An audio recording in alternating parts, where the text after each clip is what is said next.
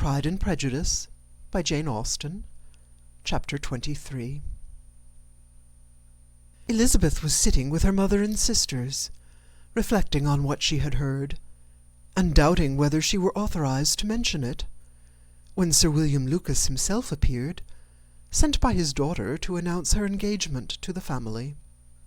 With many compliments to them, and much self-congratulation on the prospect of a connection between the houses, he unfolded the matter, to an audience not merely wondering, but incredulous, for Mrs. Bennet, with more perseverance than politeness, protested he must be entirely mistaken, and Lydia, always unguarded and often uncivil, boisterously exclaimed, "Good Lord! Sir William, how can you tell such a story? Do you not know that Mr. Collins wants to marry Lizzie?" Nothing less than the complaisance of a courtier could have borne without anger such treatment. But Sir William's good breeding carried him through it all, and though he begged leave to be positive as to the truth of his information, he listened to all their impertinence with the most forbearing courtesy. Elizabeth, feeling it incumbent on her to relieve him from so unpleasant a situation, now put herself forward to confirm his account by mentioning her prior knowledge of it from Charlotte herself, and endeavoured to put a stop to the exclamations of her mother and sisters by the earnestness of her congratulations to Sir William, in which she was readily joined by Jane, and by making a variety of remarks on the happiness that might be expected from the match, the excellent character of Mr. Collins, and the convenient distance of Hunsford from London. Mrs. Bennet was in fact too much overpowered to say a great deal while Sir William remained, but no sooner had he left them than her feelings found a rapid vent. In the first place, she persisted in disbelieving the whole of the matter. Secondly, she was very sure that Mr. Collins had been taken in. Thirdly, she trusted that they would never be happy together. And fourthly, that the match might be broken off. Two inferences, however, were plainly deduced from the whole. One, that Elizabeth was the real cause of all the mischief, and the other, that she herself had been barbarously used by them all, and on these two points she principally dwelt during the rest of the day. Nothing could console, and nothing appease her. Nor did that day wear out her resentment. A week elapsed before she could see Elizabeth without scolding her. A month passed away before she could speak to Sir William or Lady Lucas without being rude, and many months were gone before she could at all forgive their daughter. Mr. Bennet's emotions were much more tranquil on the occasion, and such as he did experience he pronounced to be of a most agreeable sort, for it gratified him, he said, to discover that Charlotte Lucas, whom he had used to think tolerably sensible, was as foolish as his wife, and more foolish than his daughter. Jane confessed herself a little surprised at the match, but she said less of her astonishment than of her earnest desire for their happiness. Nor could Elizabeth persuade her to consider it as improbable. Kitty and Lydia were far from envying Miss Lucas, for Mr. Collins was only a clergyman, and it affected them in no other way than as a piece of news to spread at Meryton. Lady Lucas could not be insensible of triumph on being able to retort on Mrs. Bennet the comfort of having a daughter well married, and she called at Longbourn rather oftener than usual to say how happy she was, though Mrs. Bennet's sour looks and ill-natured remarks might have been enough to drive happiness away.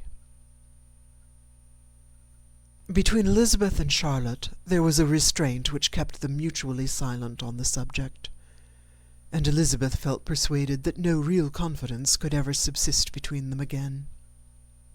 Her disappointment in Charlotte made her turn with fonder regard to her sister, of whose rectitude and delicacy she was sure her opinion could never be shaken, and for whose happiness she grew daily more anxious, as Bingley had now been gone a week, and nothing was heard of his return. Jane had sent Caroline an early answer to her letter, and was counting the days till she might reasonably hope to hear again. The promised letter of thanks from Mr. Collins arrived on Tuesday, addressed to their father, and written with all the solemnity of gratitude which a 12-month's abode with the family might have prompted. After discharging his conscience on that head, he proceeded to inform them, with many rapturous expressions, of his happiness in having obtained the affection of their amiable neighbour, Miss Lucas, and then explained that it was merely with the view of enjoying her society that he had been so ready to close with their kind wish of seeing him again at Longbourn, whither he hoped to be able to return on Monday fortnight. For Lady Catherine, he added, so heartily approved his marriage, that she wished it to take place as soon as possible, which he trusted would be an unanswerable argument with his amiable Charlotte to name an early day for making him the happiest of men. Mr. Collins' return into Hertfordshire was no longer a matter of pleasure to Mrs. Bennet. On the contrary, she was as much disposed to complain of it as her husband. It was very strange that he should come to Longbourn instead of Lucas Lodge. It was also very inconvenient and exceedingly troublesome. She hated having visitors in the house while her health was so indifferent, and lovers were, of all people, the most disagreeable. Such were the gentle murmurs of Mrs. Bennet, and they gave way only to the greater distress of Mr. Bingley's continued absence.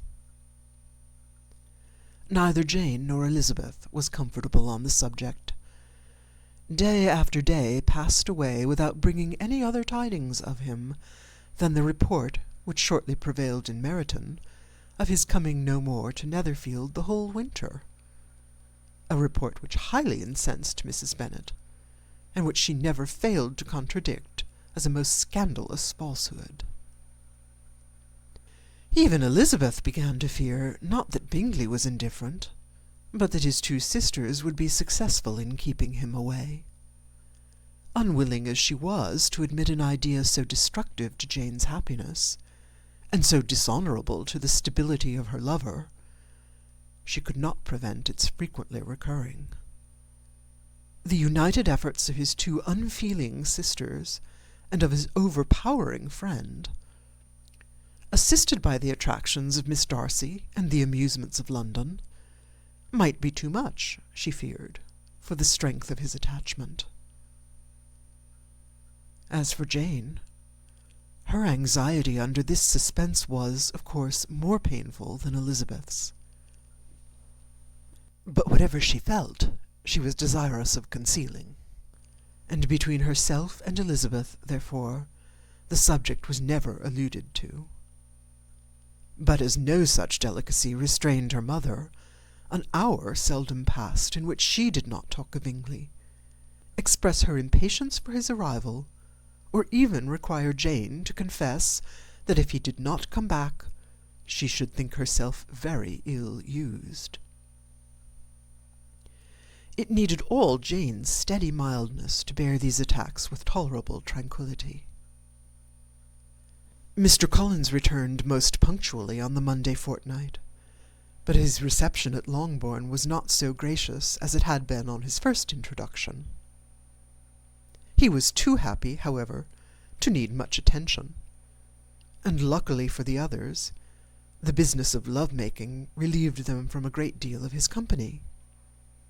The chief of every day was spent by him at Lucas Lodge, and he sometimes returned to Longbourn only in time to make an apology for his absence before the family went to bed.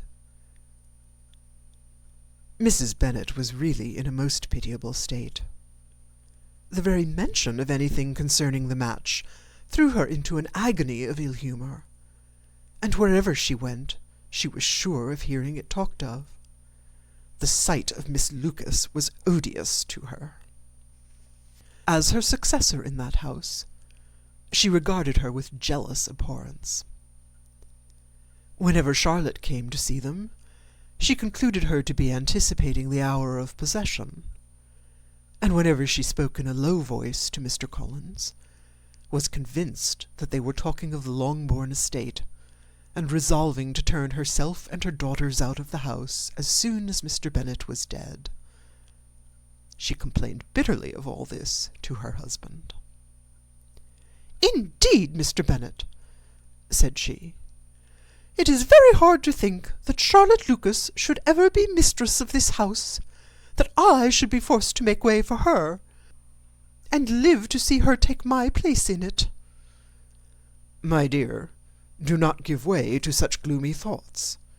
Let us hope for better things. Let us flatter ourselves that I may be the survivor."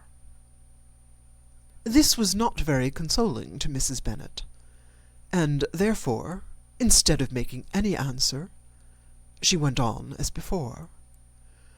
"I cannot bear to think that they should have all this estate. If it was not for the entail, I should not mind it." "What should you not mind?" "I should not mind anything at all."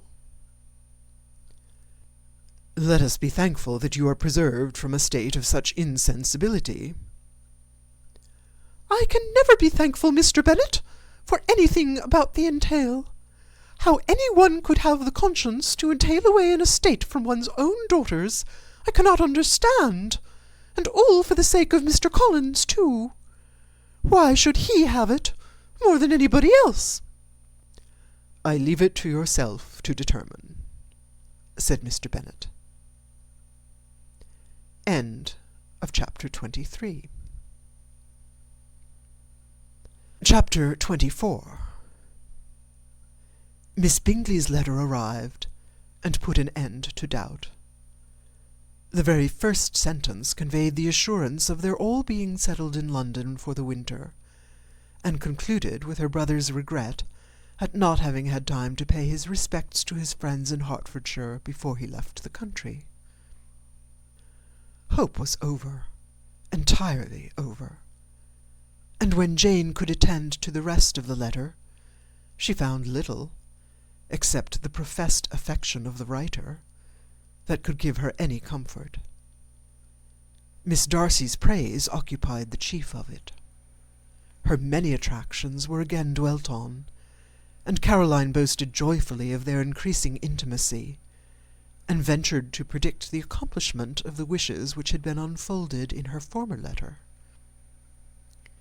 She wrote also with great pleasure of her brother's being an inmate of Mr. Darcy's house, and mentioned with raptures some plans of the latter with regard to new furniture. Elizabeth, to whom Jane very soon communicated the chief of all this, heard it in silent indignation. Her heart was divided between concern for her sister and resentment against all the others. To Caroline's assertion of her brother's being partial to Miss Darcy she paid no credit. That he was really fond of Jane, she doubted no more than she had ever done, and much as she had always been disposed to like him, she could not think without anger, hardly without contempt, on that easiness of temper, that want of proper resolution, which now made him the slave of his designing friends, and led him to sacrifice his own happiness to the caprice of their inclinations. Had his own happiness, however, been the only sacrifice, he might have been allowed to sport with it in whatever manner he thought best. But her sister's was involved in it, as she thought he must be sensible himself. It was a subject, in short, on which reflection would be long indulged, and must be unavailing.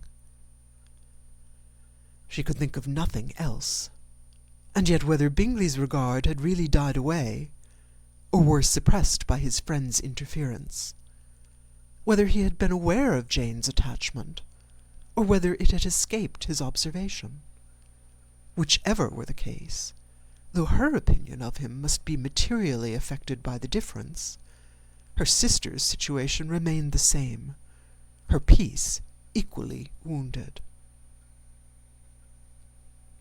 A day or two passed before Jane had courage to speak of her feelings to Elizabeth, but at last, on Mrs. Bennet's leaving them together, after a longer irritation than usual about Netherfield and its master, she could not help saying,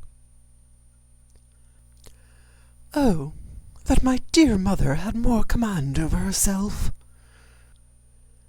She can have no idea of the pain she gives me by her continual reflections on him. But I will not repine. It cannot last long. He will be forgot, and we shall all be as we were before." Elizabeth looked at her sister with incredulous solicitude, but said nothing. "You doubt me," cried Jane, slightly colouring.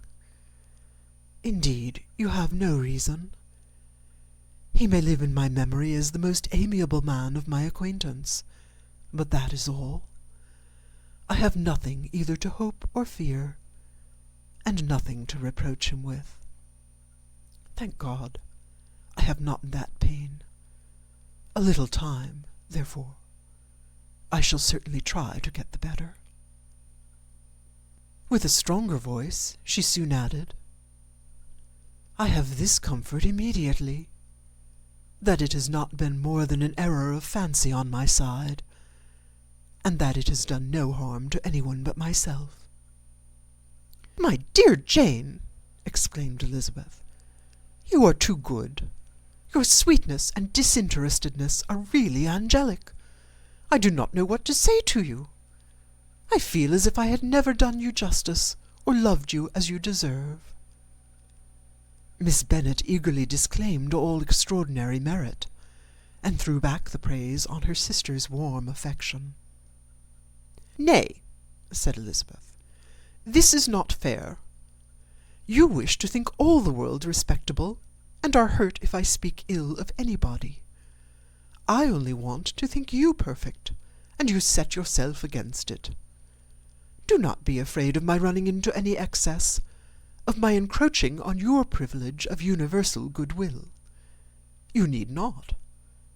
There are few people whom I really love, and still fewer of whom I think well.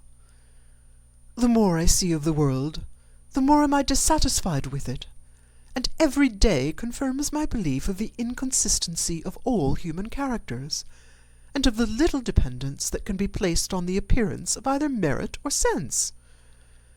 I have met with 2 instances lately. One I will not mention. The other is Charlotte's marriage. It is unaccountable. In every view it is unaccountable."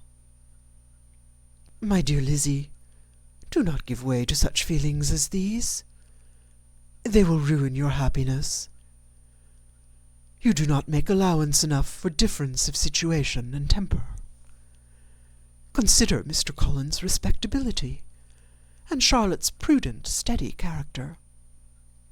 Remember that she is one of a large family, that, as to fortune, it is a most eligible match, and be ready to believe, for everybody's sake, that she may feel something like regard and esteem for our cousin. To oblige you, I would try to believe almost anything, but no one else could be benefited by such a belief as this.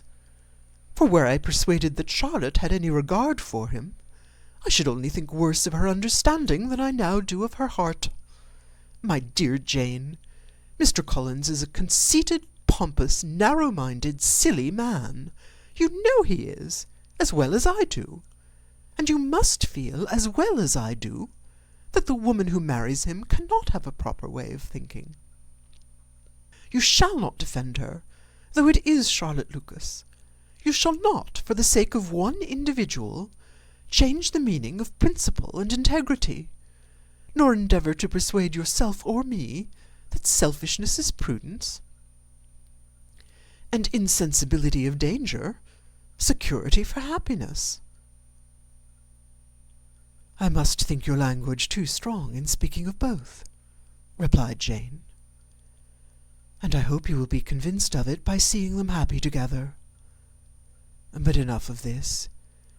You alluded to something else. You mentioned 2 instances." I cannot understand you, but I entreat you, dear Lizzie, not to pain me by thinking that person to blame, and saying your opinion of him is sunk. We must not be so ready to fancy ourselves intentionally injured. We must not expect a lively young man to be always so guarded and circumspect. It is very often nothing but our own vanity that deceives us. Women fancy admiration means more than it does. And men take care that they should. If it is designedly done, they cannot be justified. But I have no idea of there being so much design in the world as some persons imagine. I am far from attributing any part of Mr. Bingley's conduct to design, said Elizabeth. But without scheming to do wrong, or to make others unhappy, there may be error, and there may be misery. Thoughtlessness, want of attention to other people's feelings, and want of resolution will do the business. And do you impute it to either of these? Yes, to the last. But if I go on, I shall displease you by saying what I think of persons you esteem. Stop me whilst you can. You persist, then, in supposing his sisters influence him? Yes, in conjunction with his friend. I cannot believe it. Why should they try to influence him? They can only wish for his happiness, and if he is attached to me, no other woman can secure it. Your first position is false. They may wish many things besides his happiness. They may wish his increase of wealth and consequence. They may wish him to marry a girl who has all the importance of money, great connections, and pride. Beyond a doubt, they do wish him to choose Miss Darcy, replied Jane. But this may be from better feelings than you are supposing. They have known her much longer than they have known me. No wonder if they love her better. But whatever may be their own wishes, it is very unlikely they should have opposed their brothers. What sister would think herself at liberty to do it, unless there was something very objectionable? If they believed him attached to me, they would not try to part us. If he were so, they could not succeed. By supposing such an affection, you make everybody acting unnaturally and wrong, and me most unhappy. Do not distress me by the idea. I am not ashamed of having been mistaken. Or at least it is slight. It is nothing in comparison of what I should feel in thinking ill of him or his sisters. Let me take it in the best light, in the light in which it may be understood. Elizabeth could not oppose such a wish, and from this time Mr. Bingley's name was scarcely ever mentioned between them. Mrs. Bennet still continued to wonder and repine at his returning no more, and though a day seldom passed in which Elizabeth did not account for it clearly, there seemed little chance of her ever considering it with less perplexity. Her daughter endeavoured to convince her of what she did not believe herself, that his attentions to Jane had been merely the effect of a common and transient liking, which ceased when he saw her no more. But though the probability of the statement was admitted at the time, she had the same story to repeat every day. Mrs. Bennet's best comfort was that Mr. Bingley must be down again in the summer. Mr. Bennet treated the matter differently.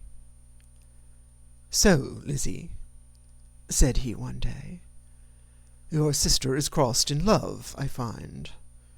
I congratulate her. Next to being married, a girl likes to be crossed in love a little now and then. It is something to think of, and gives her a sort of distinction among her companions. When is your turn to come? You will hardly bear to be long outdone by Jane. Now is your time. Here are officers enough at Meryton to disappoint all the young ladies in the county. Let Wickham be your man. He is a pleasant fellow, and would jilt you creditably."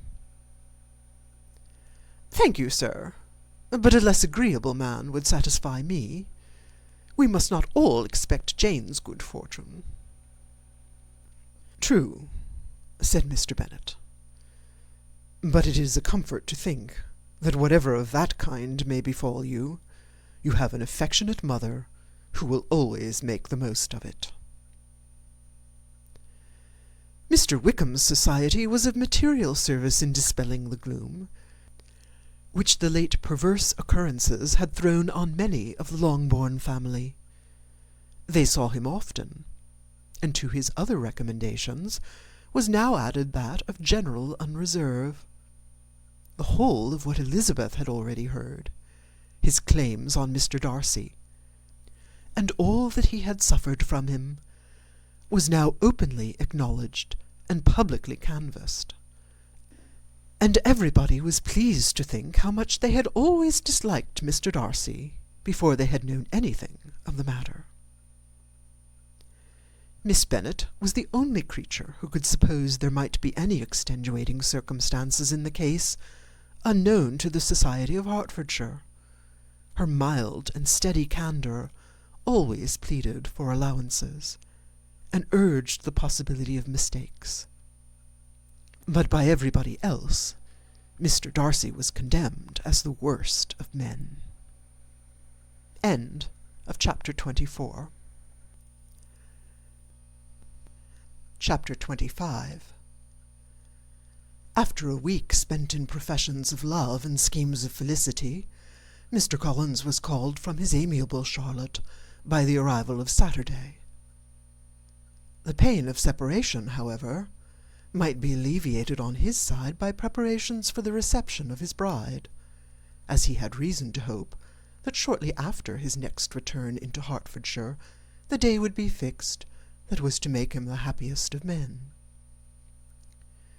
He took leave of his relations at Longbourn with as much solemnity as before, wished his fair cousin's health and happiness again, and promised their father another letter of thanks. On the following Monday, Mrs. Bennet had the pleasure of receiving her brother and his wife, who came as usual to spend the Christmas at Longbourn. Mr. Gardiner was a sensible, gentlemanlike man, greatly superior to his sister, as well by nature as education. The Netherfield ladies would have had difficulty in believing that a man who lived by trade, and within view of his own warehouses, could have been so well bred and agreeable. Mrs. Gardiner, who was several years younger than Mrs. Bennet and Mrs. Phillips, was an amiable, intelligent, elegant woman, and a great favourite with all her Longbourn nieces. Between the two eldest and herself especially, there subsisted a very particular regard. They had frequently been staying with her in town. The first part of Mrs. Gardiner's business, on her arrival, was to distribute her presents and describe the newest fashions. When this was done, she had a less active part to play. It became her turn to listen. Mrs. Bennet had many grievances to relate, and much to complain of. They had been very ill used since she last saw her sister. 2 of her girls had been on the point of marriage, and after all, there was nothing in it. "I do not blame Jane," she continued, "for Jane would have got Mr. Bingley if she could. But Lizzie, oh, sister, it is very hard to think that she might have been Mr. Collins' wife by this time, had it not been for her own perverseness. He made her an offer in this very room, and she refused him. The consequence of it is that Lady Lucas will have a daughter married before I have, and that Longbourn estate is just as much entailed as ever.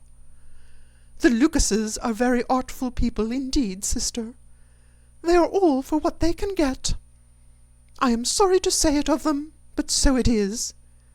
It makes me very nervous and poorly to be thwarted so in my own family, and to have neighbours who think of themselves before anybody else. However, your coming just at this time is the greatest of comforts, and I am very glad to hear what you tell us of long sleeves." Mrs. Gardiner, to whom the chief of this news had been given before, in the course of Jane and Elizabeth's correspondence with her, made her sister a slight answer, and, in compassion to her nieces, turned the conversation. When alone with Elizabeth afterwards, she spoke more on the subject. "It seems likely to have been a desirable match for Jane," said she. "I am sorry it went off. But these things happen so often. A young man, such as you describe Mr. Bingley, so easily falls in love with a pretty girl for a few weeks, and when accident separates them, so easily forgets her, that these sort of inconstancies are very frequent." "An excellent consolation in its way," said Elizabeth, "but it will not do for us. We do not suffer by accident. It does not often happen that the interference of friends will persuade a young man of independent fortune to think no more of a girl whom he was violently in love with only a few days before." "But that expression of violently in love is so hackneyed, so doubtful, so indefinite, that it gives me very little idea. It is as often applied to feelings which arise only from a half-hour's acquaintance, as to a real strong attachment. Pray, how violent was Mr. Bingley's love?" "I never saw a more promising inclination. He was growing quite inattentive to other people, and wholly engrossed by her. Every time they met, it was more decided and remarkable.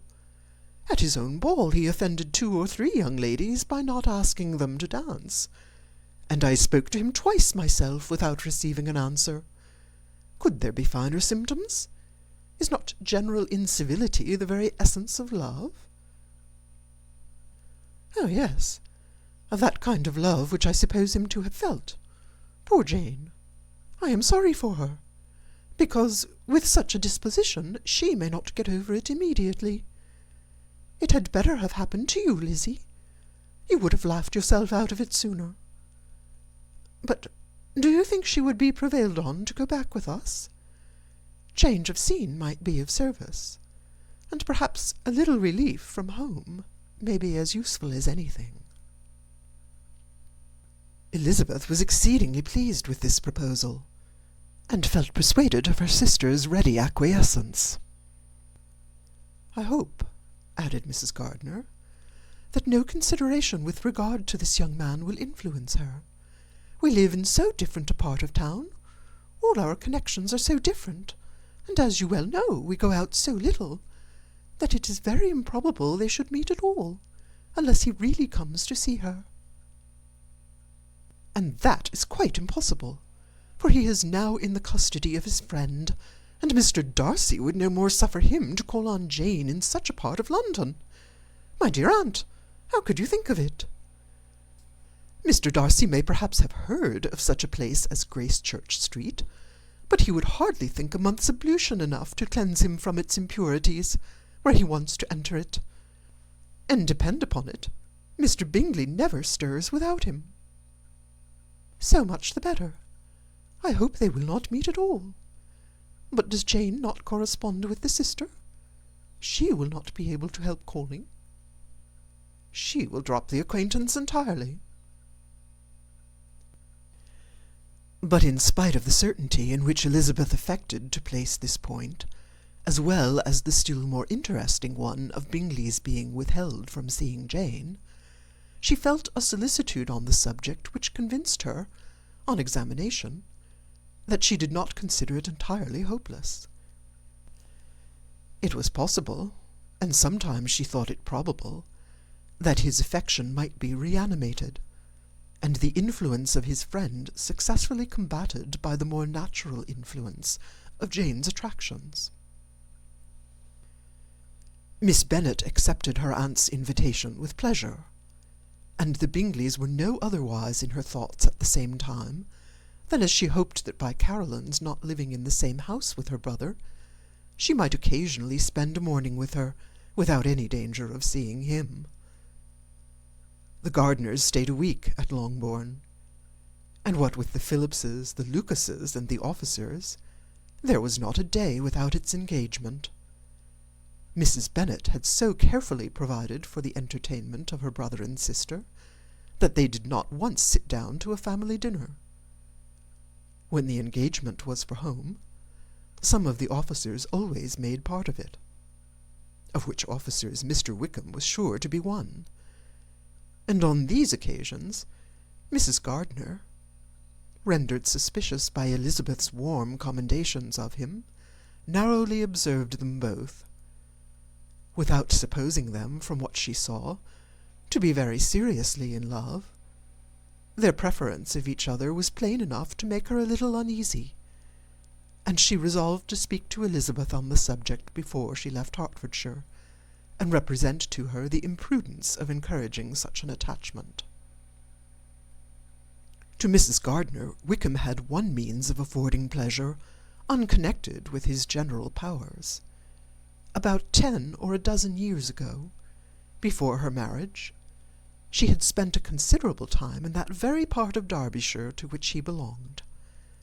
They had, therefore, many acquaintance in common, and though Wickham had been little there since the death of Darcy's father, 5 years before, it was yet in his power to give her fresher intelligence of her former friends than she had been in the way of procuring. Mrs. Gardiner had seen Pemberley, and known the late Mr. Darcy by character perfectly well. Here, consequently, was an inexhaustible subject of discourse. In comparing her recollection of Pemberley with the minute description which Wickham could give, and in bestowing her tribute of praise on the character of its late possessor, she was delighting both him and herself. On being made acquainted with the present Mr. Darcy's treatment of him, she tried to remember something of that gentleman's reputed disposition when quite a lad, which might agree with it, and was confident at last that she recollected having heard Mr. Fitzwilliam Darcy formerly spoken of as a very proud, ill-natured boy. End of chapter 25.